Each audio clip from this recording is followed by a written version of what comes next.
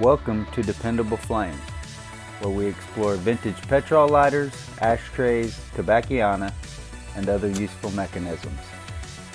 Make yourself at home. Today we have a really fancy 3-rest ashtray. And you guys should know that 3-rest ashtrays are my favorite. This was listed as milk glass in the local vendor mall where I purchased it. I went back and looked because I published a short a couple of weeks ago that had this ashtray in it, and someone left a comment suggesting that this was Fenton glass. I had no idea about that at the time, but after looking at some other eBay listings of identical ashtrays, I believe that that is true. This looks to be what is referred to as a Fenton daisy and button-footed 3-rest ashtray. Of course, as I said, it was advertised as milk glass there in that local vendor mall where I purchased it. So I believe that it would be Fenton milk glass daisy and button-footed 3-rest ashtray. I don't really know what milk glass is. This is the first time that I can remember. I've seen several advertising ashtrays that were listed as milk glass, and of course it's very appealing. It looks really nice, and I've always been curious and wanted to purchase those. I just never ran across an advertisement that was either interesting or relevant to me, nor did I run across one that was in good enough shape and being sold inexpensively enough that I could turn around and make a good profit on it. So as far as I can remember, I think this is my first piece of white glass. And so if that is what is referred to as milk glass, then all the better. It's a really cool design. The way that the design is laid into the outside of the ashtray sort of reminds me of Chinese cinnabar. I know that Chinese cinnabar is a whole different method. It's actually coated and layered on and then carved away, where this glass, after looking at the about page for the Fenton Art Glass Company, it appears as though they began business in 1905 and quit making glass, at least the way it had always been made, in 2011. Said that the gift shop is still open and that there were still glass being made from the old molds, but at a different facility in Ohio. So I don't know what they call that glass, but apparently it is not called Fenton glass.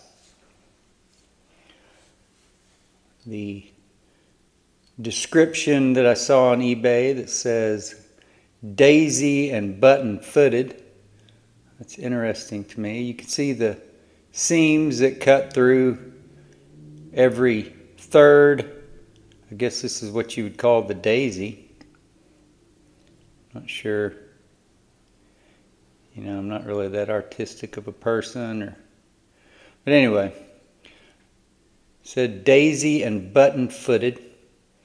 So you've got these designs. You've also got these designs on the underneath side of the rim. Sort of a big sunburst in the middle, along with just these flat tabs here. Really intricate, detailed design. There you can see this is somewhat deep of a basin for an ashtray, and that's about as deep as you're ever going to find me buying one that I plan to use.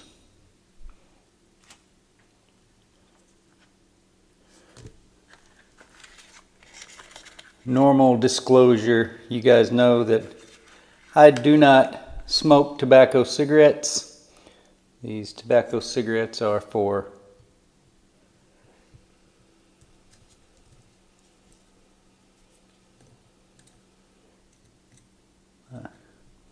cigarettes are falling down in here, and that shows you why I don't typically like deep basin type ashtrays. So a couple things here. The rest, zoom that back out, the rest is sort of angled down, which may make this ashtray a little bit difficult for me to use with the kind of things I smoke.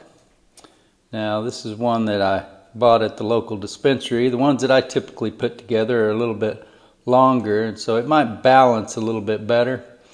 That one might balance a little bit better too if we would go ahead and pull that twisted paper off the end of it, but I'm going to be carrying that thing around in my pocket or my bag, so I don't want everything shaking out of there, so we're going to leave it just as it is. But just to show, because to be honest with you, I bought this ashtray thinking I would use it. And you can see there where a commercially produced tobacco cigarette doesn't have the same difficulty resting there where it is supposed to. But it does still want to slide in there because the rest is aimed so much downward. But it is still a very nice ashtray. Maybe if I ever have the need for one where it is going to set for some time and gather, then it might be handy to have that basin to where you can let certain things fall on down and other things sit up here in the rests as you are using them. I don't know. I think that this video pretty much just highlights to me why I am not a huge fan of these deep basin or tall, whatever you would call it, type ashtrays. It's not all that big around. About the same, just a little bit taller, maybe a ½ inch taller than a pack of cigarettes. So it's just sort of a strange thing to me to have what appears to be an ashtray that is meant for cigarettes, and yet for it to have such a deep basin that those cigarettes could fall down into. These are wide, so maybe this ashtray is more for short, fat cigars. Maybe an intermediate size cigar. I don't even know if that sort of thing is made. Now you've got big fat ones and then you've got cigarillos. Do they make everything in between? I'm not a cigar guy. Can honestly say I don't think that I've ever smoked a cigar that I wasn't already drunk at the time. And I haven't had a drop of alcohol for over 7 years now, so definitely haven't had a cigar or puffed on one or even put one to my lips in probably at least a dozen years. So just something that I'm ignorant of and wondering as I reason through what the original purpose might have been for an ashtray like this. I do not think, though, that it was to hold short little rolled cone type joints, as this one just doesn't want to sit on there very